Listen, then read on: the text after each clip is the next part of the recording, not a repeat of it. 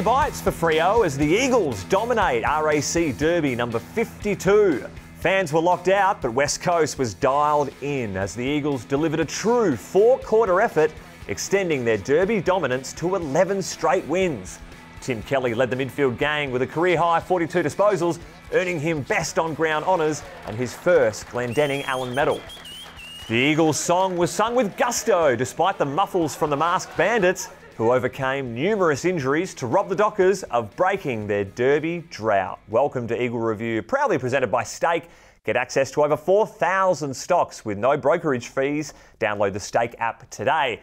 Tyson Beattie is somewhere in this building. Tyson, they've let you in for some reason. Where are you? Oh, well, Stephen, I'm here in the club's sensory theatre. Just watching a few daytime soaps, are you? Pretty hard at work as per? Well, I mean, if it was last week's horror film show against the Cats, then yesterday was more like your feel-good action drama where the good guys win in the end, Thumper. I see. Mate, let's reflect on the game. What an absolute goal fest we were treated to. For the first half, it was the biggest halftime score in a derby, 20-7. How's both sides bringing their kicking boots? First 7 straight. And the way the game ebbed and flowed in terms of momentum, which eventually led to an Eagles 2-goal lead at half-time, to be honest, mate, it was just captivating viewing. Yeah, and Stephen, Freo started pretty well. I mean, they booted the first 2 goals of the game, and Matt Taberner was really becoming a problem. Without McGovern and Barrass in defence, we were relying on young Harry Edwards to deal with an All-Australian squad member from last year, and Taberner ended up having 3 in the first half and was becoming a real issue. And the Dockers looked like they had the edge halfway through the second term as it was going goal for goal. But with 10 minutes left in that first half, Ethan Hughes was subbed out and the medical sub came in. West Coast booted 4 straight, and then they really got on top of contested balls. Oh, just throwing some dirt on Ethan Hughes, mate. Was that the catalyst for the win, you reckon? No, I think they had a lot of injury problems, but what happened was West Coast got on top in contested possessions. We booted 4 straight, and then the forward pressure was really, really impressive as well. If you look at this pressure leading to a goal, look at the contrasting coaching reactions here, Thumper.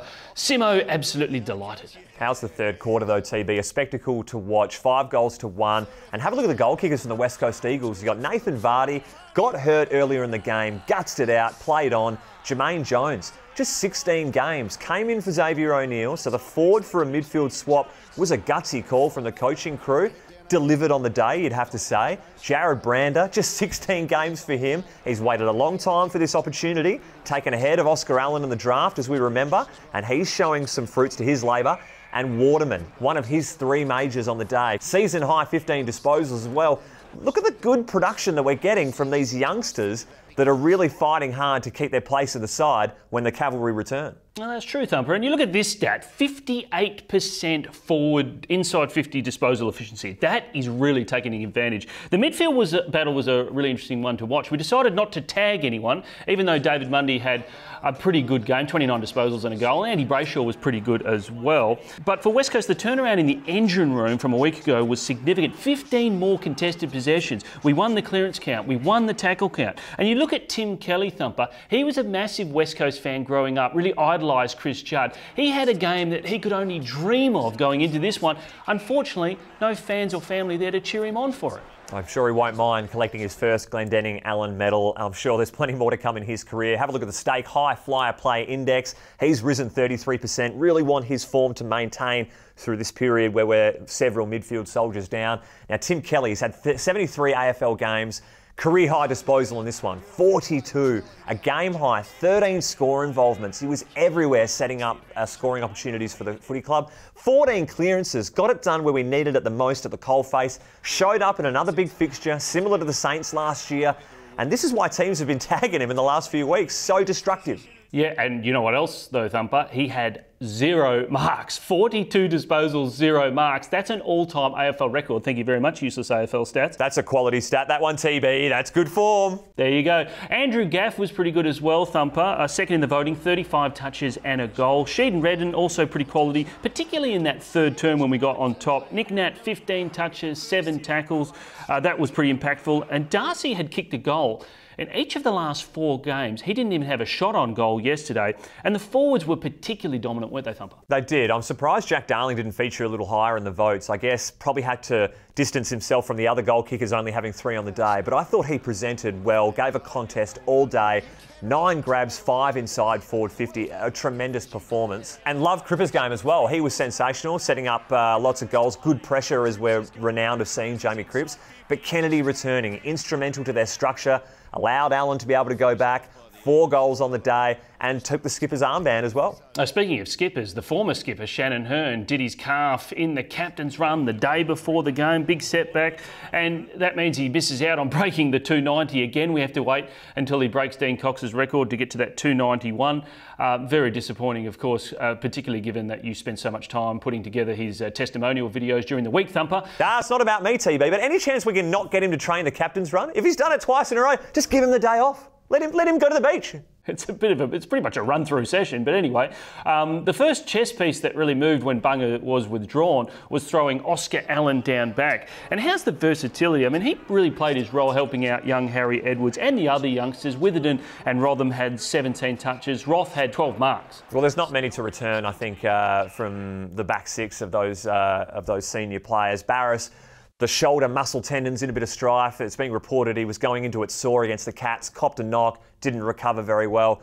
So it's going to be the same back six trotted out yet again against the Hawks. Yeah, no Jeremy McGovern as well. And him and Barras have only missed 5 times in the last 6 years. If you throw in Bunga, the 3 of them haven't missed a game since 2014.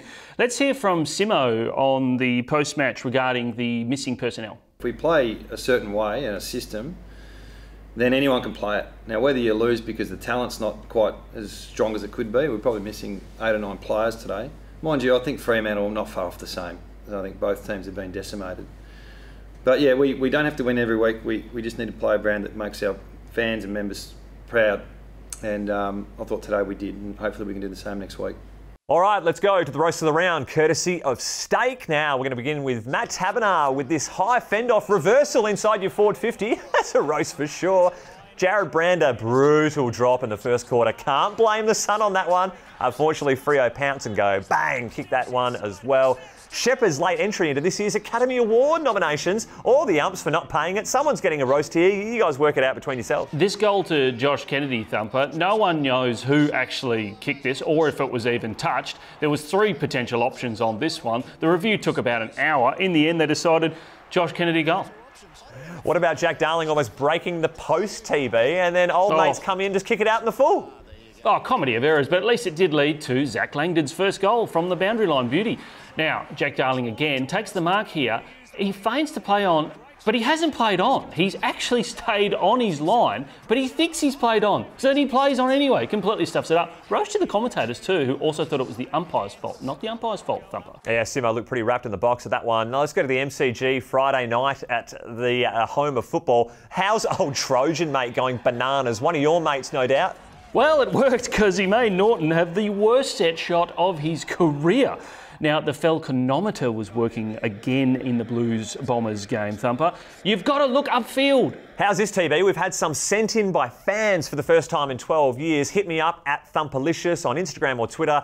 I'm not doing much on weekends. The commentators getting their Charlies mixed up here. There's one man out the back. Charlie Dixon waltzes in, and the motorbike finally comes out, Dermot. That's elementary stuff. But how's this one sent in? The Northern Bull Ants against Footscray in the VFL. The old pitch invader here. This is loose checking from Dad. Any chance of keeping your opponent semi-quiet on the day? Now to the podium, and we want the fans to vote on this one because the Eagles media in the office, we can't decide who it's going to be. So leave your message on YouTube or Facey. The first one, this parent letting their kid get sconned at the footy, Thumper. That has gone completely viral. Shocking form. You might as well just paint a bullseye on his face. Like, I mean, what's this 3-year-old going to do? Just take Mark of the Millennium in the stands? It's terrible parenting. I love this one, though. Mark Rasciuto, special comments on the boundary line. This is just too good.